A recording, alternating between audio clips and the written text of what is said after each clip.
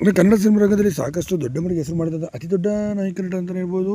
ಏನೋ ಕಾಮಿಡಿ ಕಲಾವಿದನಾಗಿ ಕೂಡ ಇವರು ಕಾಣಿಸ್ಕೊಂಡಿದ್ರು.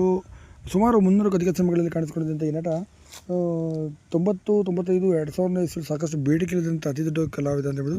ಏನು ಮಾರಿಕಣ್ಣು ಓರಿಮೆಗೆ, ಸ್ನೇಹಲೋಕ, ಮೃತ್ಯುಂಜಯ, ಯಜಮಾನ, ಸೂರ್ಯವಂಶ ಹೀಗೆ ಒಳ್ಳೊಳ್ಳೆ ಸಿನಿಮಾಗಳನ್ನು ಇವರಿಗೆ ಹೆಸರು ತಂದುಕೊಟ್ಟಿತ್ತು.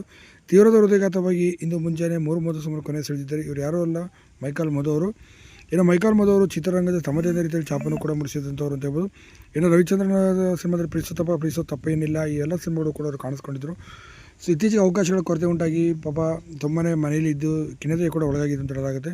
ಸಾಕಷ್ಟು ಯೋಚನೆ ಮಾಡ್ತಿದ್ದಂಥ ಇವರು ಒಂಟಿ ಜೀವನ ಕೂಡ ಸಾಕಷ್ಟು ಮದುವೆನೂ ಸಾಗಿಲ್ಲ ಮೈಕಲ್ ಮಧು ಅವರು. ಸದ್ಯ ಅವರು ಮಾಡಿದಂಥ ಸಾಕಷ್ಟು ಪಾತ್ರಗಳಿಗೆ ಅವರಿಗೆ ಒಳ್ಳೊಳ್ಳೆ ಇದನ್ನು ಕೂಡ ಅವರಿಗೆ ಸಿಕ್ಕಿತ್ತು ಅಂತ ಪ್ರಶಸ್ತಿಗಳು ಕೂಡ ಬಂದಿತ್ತು.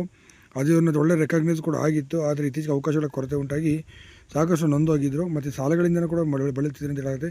ಈ ಎಲ್ಲ ಯೋಚನೆಗಳಿಂದಾಗಿ ಹೃದಯಘಾತಕ್ಕೆ ಒಳಗಾಗಿ ಸದ್ಯ ಮುಂಜಾನೆ 4:30 ಸುಮಾರು ಮಲಗಿದಂಥ ಜಾಗದಲ್ಲೇ ತಮ್ಮ ಮನೆಯಲ್ಲೇ ಕೊನೆ ಸೆಳೆದಿದ್ದಾರೆ. ಇದು ಸಂಜೆ ಅವರಿಗೆ ಅಂತಿಮ